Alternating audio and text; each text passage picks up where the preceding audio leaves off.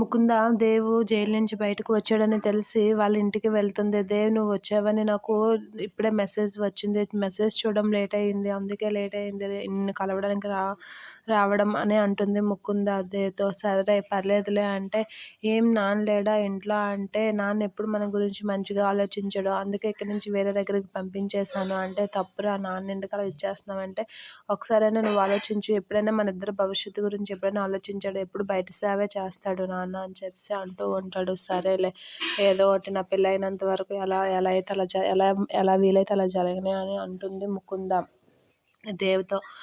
ఏంటి నాకు రోజు రోజుకి నమ్మకం పోతూ ఉంటుంది, నాకు పెళ్ళి అవుతుందా లేదా అని అంటే, నువ్వు అలా ఆలోచించుకు ముకుంద, నీ పెళ్ళి వచ్చే శుక్రవారం అది ఫిక్స్ అయిపో, అంతకు మించి మరి రెండో ఆలోచన పెట్టుకోకు, నేనున్నాను కదా, వచ్చాను లక్కీగా విడుదలయ్యి వచ్చాను కదా, అవుతుందిలే పెళ్ళి అని చెప్పి దేవ్ ముకుందతో అంటాడు. నేను మీ ఇంటికి వస్తాను, మీ ఇంట్లో ఉంటే నాకు కొంచెం నీకు హెల్ప్ అవుతాను అని అంటే, ఎలా అంటే పెళ్లి పనులకి వాటికి వీటికి హెల్ప్ అవుతానని చెప్పి తీసుకువెళ్ళు నన్ను అని అంటాడు.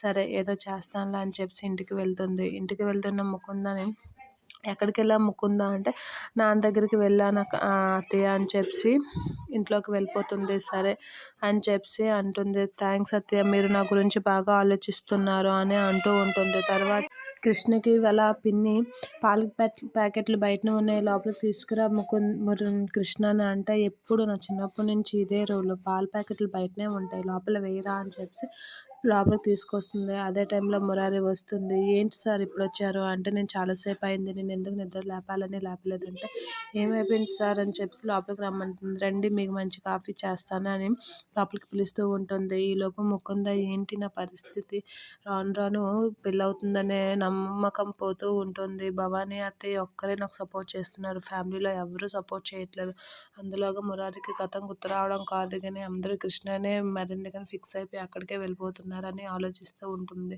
ఈలోపు భవానీ కిందకు వచ్చి, ఏం చేస్తున్నాం ముకుంద అంటే, ఏంటి అత్తయ్య నాకు ఈ పెళ్లి మీద అసలు నమ్మకం లేదు, మీరు ఒక్కరే నాకు సపోర్ట్ చేస్తున్నారు, ఇంట్లో వాళ్ళు ఎవరు సపోర్ట్ చేయట్లేదు అని చెప్పి అంటూ, కాఫీ ఇవ్వనా అత్తయ్య అంటే, వద్దులే అని చెప్పి అంటుంది. మిగతా వాళ్ళు ఏది కనిపించలేదు అంటే, మిగతా వాళ్ళందరూ రాను రాను కృష్ణ దగ్గరికి వెళ్ళారు అత్తయ్య, మరెందుకు నన్ను పూర్తిగా అవాయిడ్ చేసి అక్కడికే వెళ్ళిపోతున్నారు అని అంటూ ఉంటుంది. దానికి భవానీ, ఏంటి నువ్వు అంత దీనిగా మాట్లాడుతున్నావు అంటే, లేదత్తయ్య మీరు ఉన్నటప్పుడు బాగానే ఉంటున్నారు, మీరు లేని టైం అప్పుడు నన్ను దారుణంగా చూస్తున్నారు, అదేదో తప్పు చేసిందల్లా చూస్తున్నారు, ఏదో చేయకూడని పని చేసినట్లుగా చూస్తున్నారు, అంత హీనంగా నన్ను ట్రీట్ చేస్తున్నారు, అది నాకు చూసి నచ్చట్లేదు అని అంటూ ఉంటుంది. మరీ ఘోరంగా ఉంది నా పరిస్థితి ఇంట్లో, మీరు ఒక్కరే నా మంచిగా ఆలోచిస్తున్నారు, మిగతా వాళ్ళందరూ నన్ను మంచిగా చూడట్లేదు, అదొక దిల్లా చూస్తున్నారు కృష్ణని. అందులోగా మురారికి గతం గుర్తొచ్చింది కదా,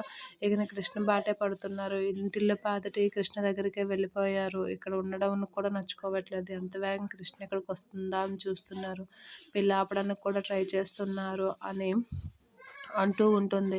ఎవరెన్ని చేసినా నేను నీ వెనుకున్నాను కదా, నీకు పెళ్లి చేస్తాను అని భవానీ అంటూ ఉంటుంది. మీరు ఒక్కరే నాకు సపోర్ట్ చేస్తున్నారు అత్తయ్య, మీరు ఒక్కరే నాకు మంచిగా ఆలోచిస్తున్నారు, మీతో ఎవరూ ఆలోచించట్లేదు అని ముకుంద మురారితో భవానీ దేవితో అంటూ వాళ్ళు మాట ఏమి, నేను నీకున్నాను కదా, వాళ్ళు ఏమనుకున్నా మనకు అనవసరం అని అంటుంది భవానీ. సరే అత్తయ్య, మా అన్నయ్య దేవ్ ఎలాగో ఈ మధ్యన బయట నుంచి వచ్చాడు, ఇక్కడ ఉంటే మనకి పెళ్ళి పనులకి వీటికి హెల్ప్ అవుతాడని పిలుద్దాం అనుకుంటున్నాను, మీరేమంటారు అంటే అత్తయ్య అంటే, సరేనమ్మా మీ నాన్నగారిని కూడా వీలైతే రమ్మను, మనకి కొంచెం హెల్ప్ అవుతారు అని అంటూ ఉంటుంది. సరే అత్తయ్య, నాన్నగారు సేమ్లే, దేవాన్ని నేనైతే పిలుస్తాను అని అంటూ వాళ్ళ దేవాన్ని ఇంటికి తీసుకొస్తుంది. ఇంటికి తీసుకొచ్చి కృష్ణకి మురారికి పరిచయం చేస్తూ ఉంటుంది.